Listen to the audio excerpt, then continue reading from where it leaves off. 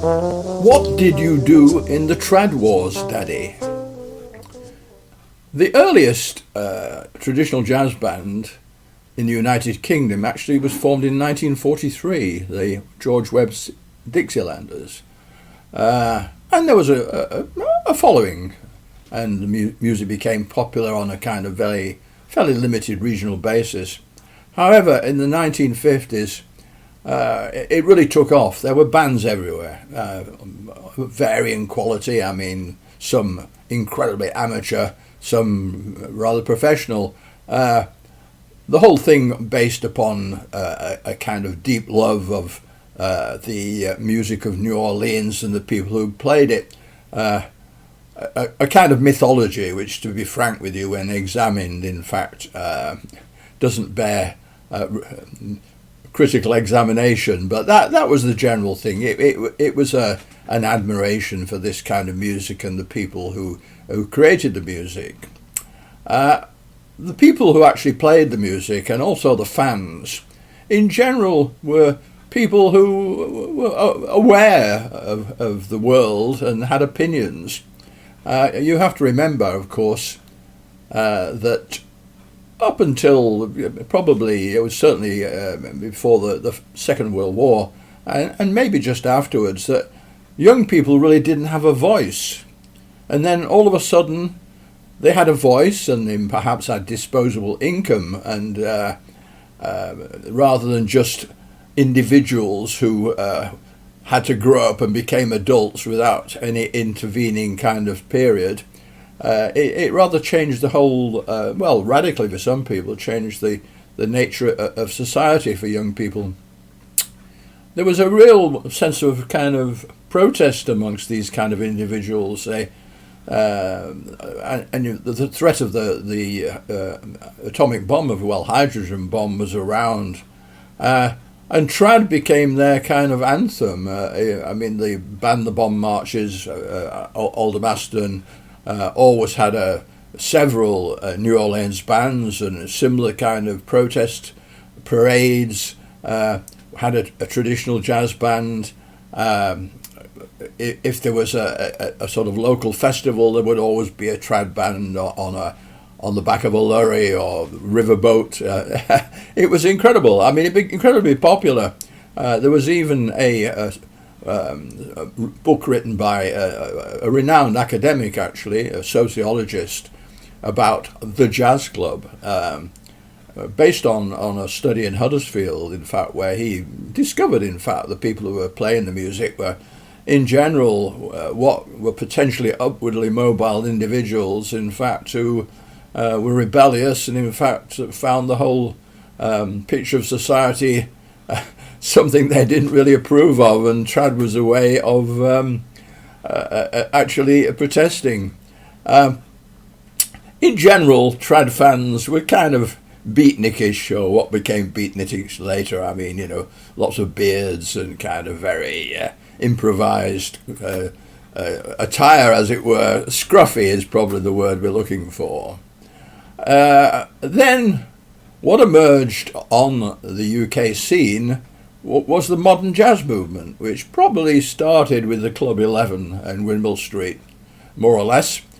And they had a totally different view. They came from a totally different point of view whatsoever. Their kind of holy grail was New York and the beboppers. I mean, modern jazz musicians actually who were working on the ships across the Atlantics. In fact, they went to the jazz clubs in New York and absorbed the whole atmosphere of the music and brought it back to the UK. Their sartorial style was radically different. I mean, they were smartly dressed, Italian suits, certain kinds of hairstyles, immaculate. And this went for the fans too. What really developed was a kind of visceral dislike between the traditional jazz fans and the modern jazz fans. Maybe even, it's difficult to know about the musicians because, it was very unlikely that they were going to hang out in the same places. But it was really a big dislike between the two styles of music and their fans, as it were. One could go on about this, but it's better to give like the odd example.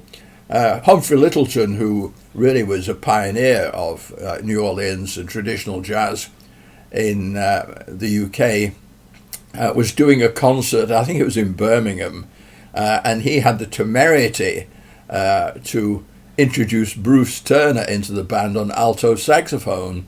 And the famous incident where somebody out of the audience shouted, "Go home, dirty bopper."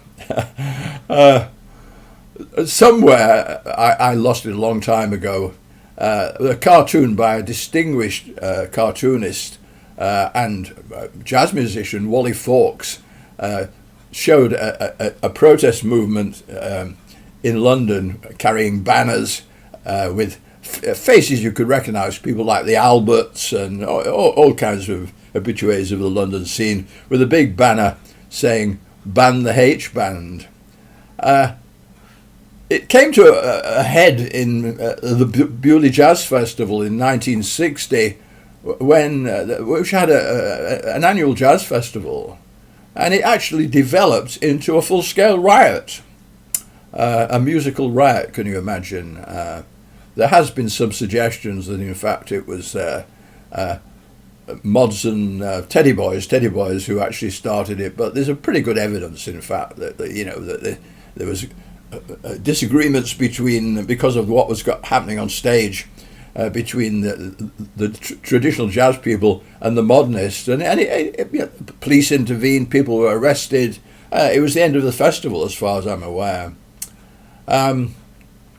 It's interesting to note, even now, particularly amongst elderly people, that this kind of dislike of, particularly for the traditional jazz people, dislike of the modern continues. I actually had an email from a gent who suggested on my Jazz Clubs Worldwide site that I should actually reorganize the entire site and actually separate the traditional jazz bands, traditional jazz band clubs from the modern clubs.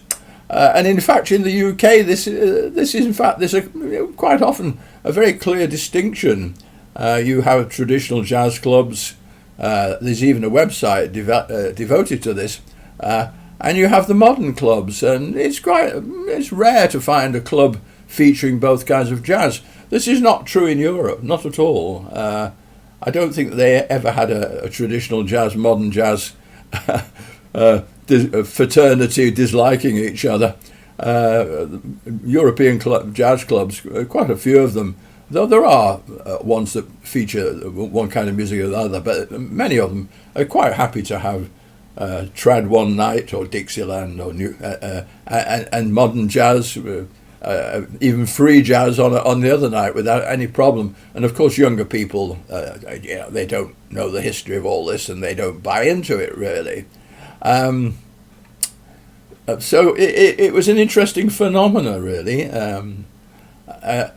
And academic papers, in fact, have been written about it. I mean, I'm on the mailing list of a company, in fact, who actually publish academic papers. And there's certainly one paper discussing the whole business of the trad and modern jazz altercations.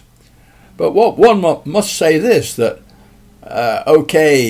one can be amused by it, this particular conflict, but at the end of the day, one must admit that at least the people involved were passionate about the music.